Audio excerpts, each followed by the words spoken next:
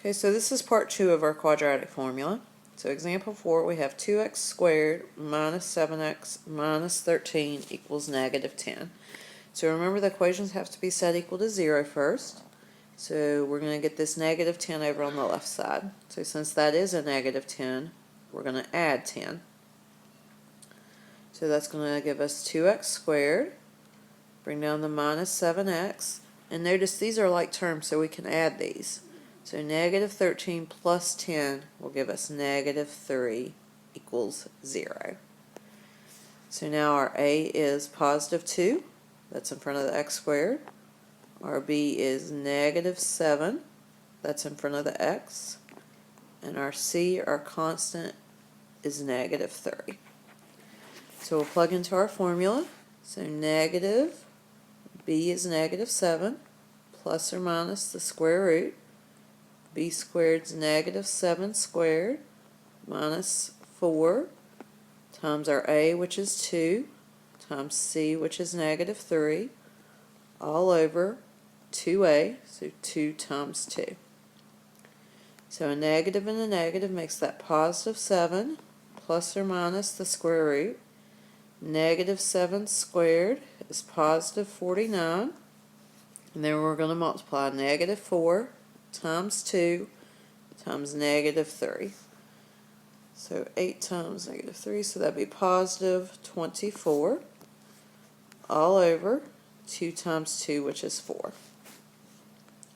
So then we'll have 7 plus or minus the square root. 49 plus 24 is 73 all over 4. So now, if you go and you put square root 73 in your calculator, that's not a perfect square. It won't give you a whole number. And then if we think about simplifying square roots, well, there's nothing that we can multiply together to give us 73 other than 1 and 73. So this is actually our solution. One answer is 7 plus square root 73 over 4. Our other answer is 7 minus square root 73 over 4. And those are our two solutions. So we're finished on this one. Okay, so let's look at our next example. We have a squared minus 7x plus 1 equals 0. So this one's already set equal to 0. So we'll name our a, which is 1, because that's what's in front of the x squared.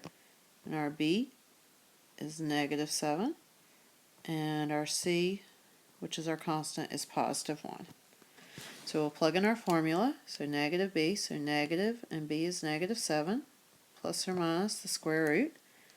B squared, so b is negative 7 squared, minus 4 times a, which is 1, times c, which is also 1, all over 2a, so 2 times 1.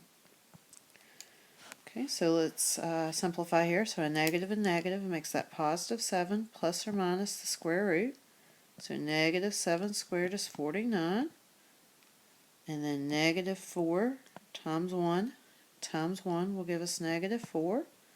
All over 2 times 1 is 2. So then we'll have 7 plus or minus the square root.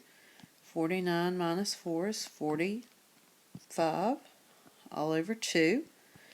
Okay, now if we go to our calculator and we put in square root 45, that's not a perfect square, but that is one that we can simplify. So I'm going to come over here to the side and say square root 45 is the same thing as 9 times 5. I can break down that 9 into 3 and 3. So square root 45 is the same thing as 3 square root 5. So that's going to give me 7 plus or minus, instead of square root 45, I'm going to use 3 square root 5 all over 2.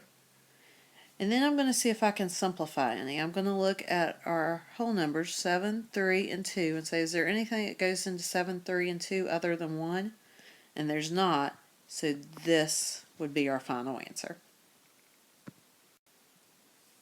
Okay, our final example, we have 2x squared plus 23 equals negative 14x. So this one's not set equal to 0, so I'm going to add 14x to both sides.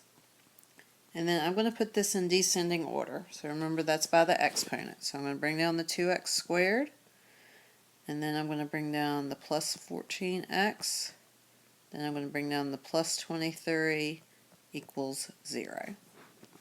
So now we can name our a, b, and c. So a is 2 because it's in front of x squared. B is 14 because it's in front of x. And c, our constant, is 23. So we'll plug into our formula. So negative b, so negative, and we're plugging in 14, plus or minus square root b squared, so 14 squared minus 4 times a, which is 2, and c, which is 23, all over 2a, so 2 times 2. So that gives us negative 14 plus or minus square root. So 14 squared is 106. Then we're going to multiply negative 4 times 2 times 23.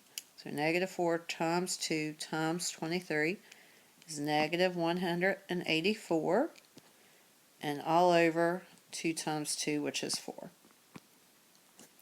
So negative 14 plus or minus square root, so 196 minus 184 is 12, all over 4.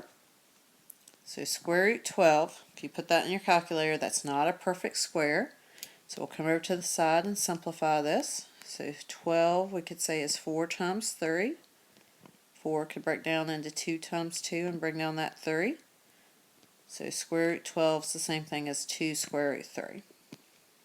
So we're going to have negative 14 plus or minus, instead of square root 12, we're using 2 square root 3 all over 4. Okay, now let's look at our whole numbers. So we have negative 14, positive 2, and positive 4. We're going to say what will go into all those, and 2 will.